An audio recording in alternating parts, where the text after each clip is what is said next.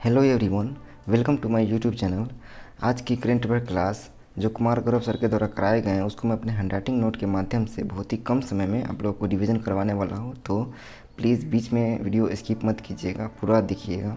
चलिए बिना time waste किए रिवीजन स्टार्ट करते हैं। तो आज का पहला क्वेश्चन है, हाल ही में सक्रिय हुआ किलौआ ज्वालामुखी कहाँ स्थित है? तो ये हवाई द्वीप में स्थित है और हवाई द्वीप यूएसए में है। हवाई द्वीप यूएसए का 50वां प्रांत है और किलौआ ज्वालामुखी में इसको विस्फोट हुआ है। मोनोलोआ ज्वालामुखी ये भी हवाई द्वीप में स्थित है और ये प्रशांत महासागर में स्थित है हवाई द्वीप। फोकलैंड ये साउथ अमेरिका में स्थित है और इस पे अधिकार अभी फ़िलहाल इंग्लैंड का है। फिर देखिए बैरन द्वीप एकमात्र सक्रिय ज्वालामुखी है और ये अंडमान निकोबार आइलैंड में स्थित है। फिर देखिए एंडीज पर्वतमाला, तो ये विश्व का सबसे लंबा पर्वतमाला है और एंडीज पर्वतमाला का हाईएस्ट पीक माउंट एकंगुआ है। ये साउथ अमेरिका में स्थित है। फिर ललन टॉप क्वेश्चन देखिए, एटना ज्वालामुखी इटली में स्थित है। विसुवियस ज्वालामुखी ये भी इटली में स्थित है। स्ट्रोम्बोली ज्वालामुखी इसको भूमध्य सागर का प्रकाश स्तंभ भी कहते हैं और भूमध्य सागर का कुंजी जिब्राल्टर जलसंधि को बोलते हैं। फिर देखिए भूमध्य सागर और लाल सागर को जोड़ने वाली जलसंधि को क्या कहते हैं? तो इसको सुएज नहर कहते हैं। फिर देखिए क्राकातोआ ज्वालामुखी इंडोनेशिया में स्थित है और किलिमंजारो ज्वालामुखी ये तंजानिया में स्थित है। तंजानिया कहाँ है? तो अफ्रीका में। मेरापी ज्वालामुखी ये इंडोनेशिया में स्थित है और कोटोपैक्सी ज्वालामुखी ये सबसे ऊंची ज्वालामुखी है और ये इक्वाडोर में स्थित है। अगला क्वेश्चन है, प्रतिवर्ष दक्षिण सहयोग के लिए संयुक्त राष्ट्र दिवस कब मनाया जाता है? तो ये 12 सितंबर को मनाया जाता है और दक्षिण सहयोग ये विकासशील देशों के मध्य ये सहयोग होता है, ठीक है, और इसको यूएनए के द्वारा 12 सितंबर को मनाया गया है। फिर देखिए G20 में ग्लोबल साउथ का संकल्पना पेश किया गया है और G20 का 18वां बैठक इंडिया में हुआ है और इसका 19वां बैठक ब्राज़ील में होने वाला है। फिर देखिए 7 सितंबर को अंतर्राष्ट्रीय पुलिस सहयोग दिवस मनाया जाता है और इस दिन इंटरपोल की स्थापना हुआ था और इसीलिए 7 सितंबर को अंतर्राष्ट्रीय पुलिस सहयोग दिवस मनाया जाता है। 26 दिसंबर को वीर बाल दिवस मनाया जाता है। 23 जनवरी को पराक्रम दिवस मनाया जाता है और 16 जनवरी को नेशनल स्टार्टअप डे मनाया जाता है। फिर देखिए ललन टॉप क्वेश्चन देखिए, 23 जनवरी को सुभाष चंद्र बोस के बर्थडे पे यानी उसके जन्मदिन पे पराक्रम दिवस मनाया जाता है और सुभाष चंद्र बोस के कुछ बुक है, मतलब एक बुक का नाम है इंडिया स्ट्रगल। तो इंडिया स्ट्रगल बुक के नाम इंडिया स्ट्रगल किसका बुक है? तो ये सुभाष चंद्र बोस का बुक है। सुभाष चंद्र बोस ने 1938 में हरिपुरा अधिवेशन में अध्यक्षता किया था और सुभाष चंद्र बोस ने 1939 में फॉरवर्ड ब्लॉक की स्थापना किया था। नेक्स्ट देखिए 2 फरवरी को आर्द्रभूमि दिवस मनाया जाता है। मतलब 2 फरवरी को क्यों मनाया जाता है आर्द्रभूमि दिवस? तो 2 फरवरी 1971 को रामसर कन्वेंशन ईरान में हुआ था और इसीलिए 2 फरवरी को आर्द्रभूमि दिवस मनाया जाता है। 15 मार्च को विश्व उपभोक्ता दिवस मनाया जाता है। विश्व उपभोक्ता दिवस 15 मार्च को मनाया जाता है। 22 मार्च को जल दिवस मनाया जाता है। 22 अप्रैल को पृथ्वी दिवस मनाया जाता है। 22 मई को जैव विविधता दिवस मनाया जाता है। 11 जुलाई को विश्व जनसंख्या दिवस मनाया जाता है और विश्व जनसंख्या दिवस पहली बार 1989 में मनाया गया था। 9 अगस्त को विश्व आदिवासी दिवस मनाया जाता है और इसी दिन भारत छोड़ो आंदोलन भी मनाया जाता है इसी दिन को। अगला क्वेश्चन है, फिलीपींस में आयोजित FIBA विश्व कप 2023 की विजेता टीम कौन सी है?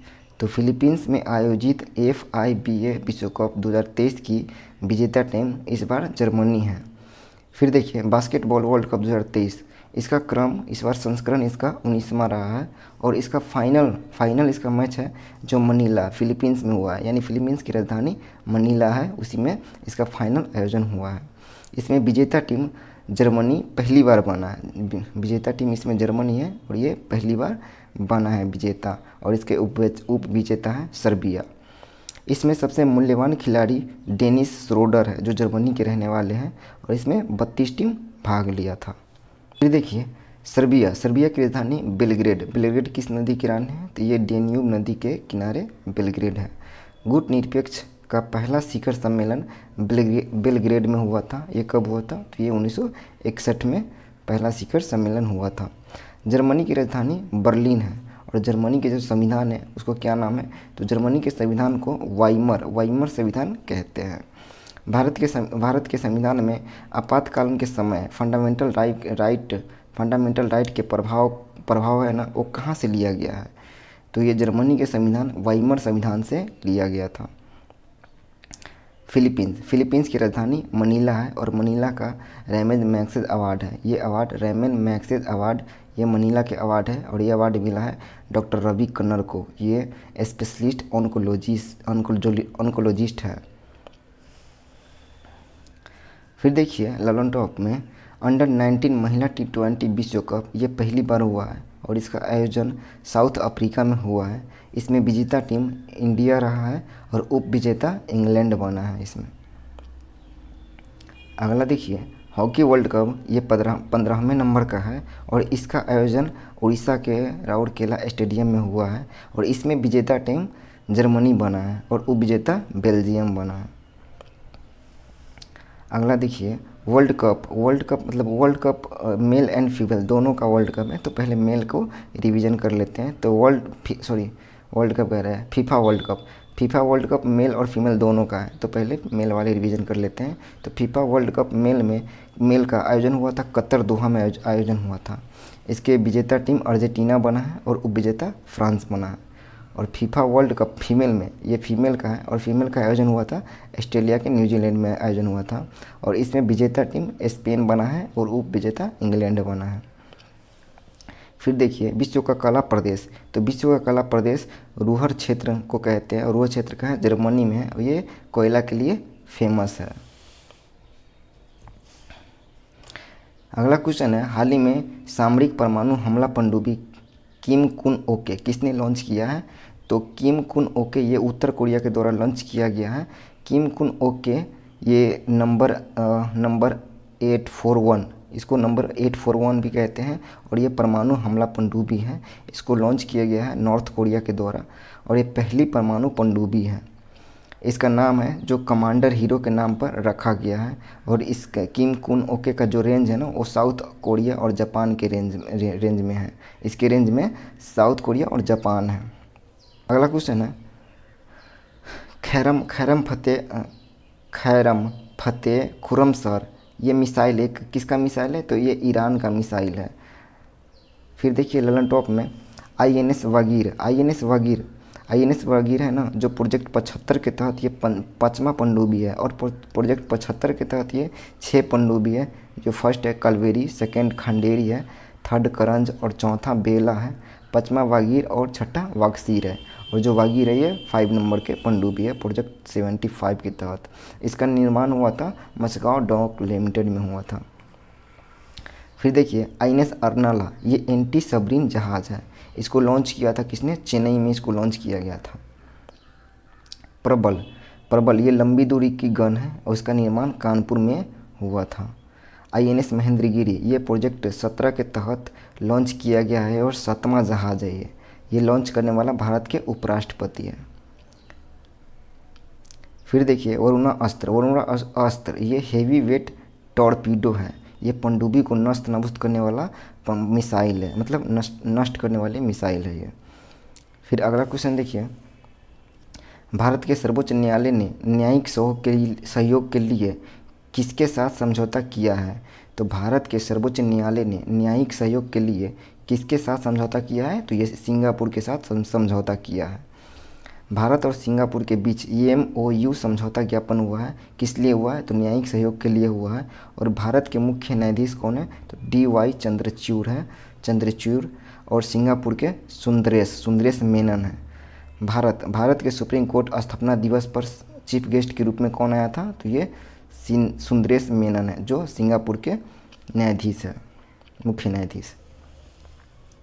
Supreme court, supreme court 124 article 124 से 127 के बीच है और सुप्रीम कोर्ट भाग 5 के अंदर आते हैं। 1935 एक्ट 1935 के अधिनियम के तहत फेडरल कोर्ट की स्थापना हुआ था और 28 जनवरी 1950 से सुप्रीम कोर्ट कार्य करना प्रारंभ किया था। उस समय और जब कार्य करना उसका स्थापना हुआ था, कार्य करना प्रारंभ हुआ था, उस समय न्यायाधीश की संख्या 1+7 यानी 8 थी टोटल। भारत के पहले मुख्य न्यायाधीश कौन है? तो ये हीरालाल जेकानिया थे। और नेक्स्ट क्वेश्चन है सुप्रीम कोर्ट के अभिलेख न्यायालय किस अनुच्छेद में है? तो ये अनुच्छेद आर्टिकल में है, अनुच्छेद 129 में, 129 के तहत है। मतलब इसका कहना है कि सुप्रीम कोर्ट के अभिलेख न्यायालय किस अनुच्छेद में है? तो 129 के अनुच्छेद में है। राष्ट्रपति सुप्रीम कोर्ट से परामर्श ले सकता है किस आर्टिकल के तहत? तो 143 आर्टिकल के तहत राष्ट्रपति सुप्रीम कोर्ट से परामर्श ले सकता है। और सुप्रीम कोर्ट को रिट जारी करने की शक्ति आर्टिकल 32 के द्वारा है। जब फंडामेंटल राइट को उल्लंघन होता है तब ये होता है। आइए ललन टॉप में देखते हैं। सर्वोच्च न्यायालय एक अभिलेख न्यायालय है। ये किस आर्टिकल के तहत बोला गया है? तो 129 आर्टिकल के तहत है। सर्वोच्च न्यायालय की स्थापना दिवस पर चीफ गेस्ट के रूप में किसे बुलाया गया था? तो ये सुंदरेश मेनन को बुलाया गया है। ई प्रवेश पास के लिए कौन सा ऐप लॉन्च किया गया है? तो सुस्वागतम ऐप को लॉन्च किया गया है। संविधानिक उपचारों की अधिकार आर्टिकल 32 के द्वारा है और आर्टिकल 32 को संविधान की आत्मा भी कहते हैं। अगला क्वेश्चन देखिए, हाल ही में खाद्य और कृषि संगठन ने किसानों के अधिकारों पर पहली वैश्विक संगोष्ठी का आयोजन कहाँ किया है? तो ये नई दिल्ली में किया है, भारत के नई दिल्ली में हुआ है। ठीक है। और FAO यानी फूड एंड एग्रीकल्चर ऑर्गेनाइजेशन और कृषि मंत्रालय दोनों ने मिलकर ये किया है। और कृषि मंत्रालय कौन है अभी? तो ये नरेंद्र सिंह तोमर है। और किसानों के अधिकारों के लिए पहली वैश्विक संगोष्ठी नई दिल्ली में हुआ है। और इसका शुभारंभ करने वाला कौन है? तो राष्ट्रपति द्रौपदी मुर्मू के द्वारा इसका शुभारंभ हुआ है। FAO यानी फूड एंड एग्रीकल्चर ऑर्गेनाइजेशन, इसकी स्थापना 16 अक्टूबर 1945 को हुआ है। और 16 अक्टूबर के दिन, मतलब इसी दिन 16 अक्टूबर के दिन वर्ल्ड डे मनाया जाता है, वर्ल्ड फूड डे मनाया जाता है। और FAO इसका मुख्यालय रोम इटली में है। फिर देखिए COP 15 का आयोजन कनाडा मॉन्ट्रियल में हुआ है। और G7 का आयोजन जापान के हिरोशिमा में हुआ है। फिर ललन टॉप क्वेश्चन देखिए, यूरिया गोल्ड कहाँ लॉन्च हुआ है? तो ये प्रधानमंत्री के द्वारा राजस्थान में लॉन्च किया गया है। और ये क्यों किया गया है? तो सल्फर की कमी को दूर करने के लिए यूरिया गोल्ड को लॉन्च किया गया है। विश्व मसाला कांग्रेस का होस्ट कंट्री इस बार भारत बना है और इसका आयोजन मुंबई में होने वाला है। ठीक है। HD3385 ये गेहूं की नई किस्म है। मोटे अनाज का उत्कृष्टता केंद्र कहाँ है? तो ये हैदराबाद में है। अगला क्वेश्चन देखिए, हाल ही में भारत ने किस देश के साथ इंफ्रास्ट्रक्चर फाइनेंसिंग ब्रिज का शुभारंभ किया है? तो ये ब्रिटेन के साथ किया है। तो AUKB मतलब इसका मतलब होता है इंडिया ब्रिटेन फाइनेंसिंग ब्रिज। इसका शुभारंभ इंडिया ने किया है, इंडिया और ब्रिटेन के बीच हुआ है। ठीक है। क्यों किया गया है? तो भारत में बुनियादी संरचना में निवेश करने को बढ़ावा देने के लिए। यूके में क्या क्या शामिल है, मतलब कौन कौन देश को यूके बोलते हैं? तो यूके में शामिल है इंग्लैंड, वेल्स, स्कॉटलैंड और नॉर्थ आयरलैंड। ये चारों देश को यूके बोलते हैं। और England plus Wales plus Scotland इसको ग्रेट ब्रिटेन बोलते हैं। और इंग्लैंड प्लस वेल्स ये दोनों को ब्रिटेन बोलते हैं। ठीक है। अगला क्वेश्चन है, अजय वारियर युद्ध अभ्यास, कोंकण युद्ध अभ्यास और इंद्रधनुष युद्ध अभ्यास, ये तीनों युद्ध अभ्यास इंडिया और ब्रिटेन के बीच हुआ है। ये तीनों युद्ध अभ्यास इंडिया और ब्रिटेन के बीच हुआ है। अगला है, यूरो को अपनाने वाला नवीनतम देश कौन है? तो ये क्रोएशिया बना है, ये 20वें नंबर का देश है। और यूके का दिवालिया होने वाला शहर ये बर्मिंघम है। ऑपरेशन गोल्डन आवर क्या है? तो ये यूके के किंग चार्ल्स थर्ड को ताजपोशी जो हुआ था ना, उसी को ऑपरेशन गोल्डन आवर कहते हैं। शाही रोग हीमोफीलिया को शाही रोग बोलते हैं, और इंग्लैंड की महारानी को ये पहली बार हुआ था। अगला क्वेश्चन है, हाल ही में मॉब लिंचिंग पीड़ित मुआवजा योजना किसने प्रारंभ किया है? तो ये मध्य प्रदेश के द्वारा प्रारंभ किया गया है। मॉब लिंचिंग के लिए कानून बनाने वाला पहला राज्य राजस्थान था, राजस्थान बना है। और कुछ मतलब आइए लर्निंग टॉप में देखते हैं कुछ क्वेश्चन। प्रवासी भारतीय सम्मेलन 17वां ये इंदौर में आयोजन हुआ है। सबसे स्वच्छ वायु शहर, ये फर्स्ट यानी पहला स्थान पे इंदौर है, दूसरा स्थान पे आगरा है, तीसरा स्थान पे थाने है। और इंदौर 10 लाख प्लस पॉपुलेशन में इंदौर है, और 3 लाख से लेके 10 लाख के बीच में अमरावती आता है, और 3 लाख से कम में परमाणु स्थान आता है जो हिमाचल प्रदेश में स्थित है। सोलर सिटी मतलब पहला सोलर सिटी सांची के मध्य प्रदेश में है, और पहला यूनिटी मॉल उज्जैन के मध्य प्रदेश में है। सीएम खेलो सीखो और कमाओ योजना ये मध्य प्रदेश की योजना है, मध्य प्रदेश के द्वारा स्टार्ट किया गया है। और धुआंधार जलप्रपात ये नर्मदा नदी पर स्थित है, ठीक है। और नर्मदा नदी का उद्गम स्थल है जो अमरकंटक की पहाड़ी है, और नर्मदा नदी पर एक अंकुशर बांध भी है। अगला क्वेश्चन देखिए, हाल ही में एशिया तटरक्षक एजेंसी के प्रमुख की 19वीं बैठक का आयोजन कहाँ किया गया है? तो ये इस्तांबुल में किया गया है, तुर्की में इस्तांबुल है, और इस्तांबुल में किया गया है। एशिया तटरक्षक एजेंसी के प्रमुख 19वीं बैठक ये आयोजन इस्तांबुल में हुआ है, और इस्तांबुल तुर्की में है। और मतलब इंडिया के तटरक्षक एजेंसी है, उसके महानिदेशक राजीव पॉल इसमें भाग लिया है, और ये क्रम 19वें क्रम का है, 19वीं बैठक है, और 2022 में इसका बैठक नई दिल्ली में हुआ था। आइए लर्निंग टॉप देखते हैं। ऑपरेशन दोस्त ये तुर्की और एशिया के मध्य हुआ है। एशिया माइनर का पठार और अनातोलिया का पठार ये तुर्की में स्थित है, और तुर्की के राष्ट्रपति तैयब एर्दोगन जी हैं। और तुर्की को प्राचीन इतिहास में बोलते हैं कस्तुनुतुनिया बोलते थे। वनगोलू झील ये तुर्की में स्थित है, और ये सर्वाधिक लवणता वाला झील है। यूरोप का मरीज तुर्की को बोलते हैं, और तुर्की जो है ना यूरोप और एशिया कॉन्टिनेंटल दोनों कॉन्टिनेंटल में तुर्की आते हैं। और इसके अलावा रूस भी आते हैं, यूरोप और एशिया कॉन्टिनेंटल में आते हैं। अगला क्वेश्चन है, हाल ही में निपाह वायरस से मौत के बाद कहाँ अलर्ट जारी किया गया है? तो ये कोझिकोड केरल में जारी किया गया है। निपाह वायरस का शुरुआत पहली बार 1998 में मलेशिया में हुआ था। मलेशिया के एक स्थान है निपाह स्थान, वहाँ से इसका शुरुआत हुआ था। और ये जूनोटिक रोग है, मतलब जानवर से मनुष्य में फैलने वाले रोग है। इसका लक्षण है मस्तिष्क में सूजन, जिसे हम इंसेफेलाइटिस कहते हैं। ये फैलता किससे है? तो चमगादड़, सुअर और फ्रूट बैट से ये फैलता है। फिर लर्निंग टॉप देखिए, विरोला वेरिएंट ये कोविड-19 का वेरिएंट है, और ओमिक्रॉन वेरिएंट जो है ना इसी के चेंज रूप यानी दूसरा रूप विरोला वेरिएंट है। H1N1 इसको स्वाइन फ्लू कहते हैं, और H5N1 इसको बर्ड फ्लू कहते हैं। हाइड्रोफोबिया ये हाइड्रोफोबिया में पानी से डर लगता है, ये रेबीज रोग है, और ये रेबडो वायरस के कारण होता है। एलिसा टेस्ट ये एड्स के लिए एलिसा टेस्ट करवाए जाते हैं, HIV वायरस के द्वारा ये होता है। तो आज का रिवीजन क्लास यहीं पे समाप्त किया जाता है। अगर आपको वीडियो अच्छा लगा हो तो प्लीज़ सब्सक्राइब कीजिएगा, लाइक कीजिएगा, शेयर कीजिएगा और कमेंट कीजिएगा। फिर मिलते हैं कल की क्लास में। Thank you.